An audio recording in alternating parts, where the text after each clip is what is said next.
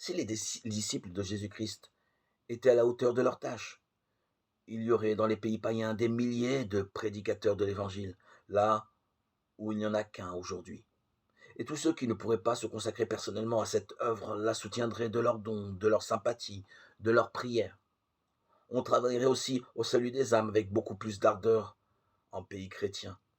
Il n'est pas nécessaire, si nous voulons travailler pour Jésus-Christ, de nous rendre dans les pays de mission, ni même peut-être de quitter le cercle étroit du foyer. Si notre devoir nous y retient, ce travail, nous pouvons l'accomplir dans notre famille, dans nos communautés, parmi ceux avec lesquels nous entrons en contact ou en relation commerciale. La plus grande partie de sa vie terrestre, notre Sauveur la passa en patient labeur à Nazareth, dans un atelier de charpentier, tandis qu'il vivait avec des paysans et des artisans dont il ne recevait ni attention ni honneur. Le prince de la vie était entouré d'anges. Il s'acquittait tout aussi fidèlement de sa mission en exerçant son humble métier qu'en guérissant les malades ou qu'en marchant sur les flots agités de la mer de Galilée. De même, dans les devoirs les plus humbles et les conditions les plus modestes, nous pouvons, nous aussi, suivre Jésus et travailler avec lui.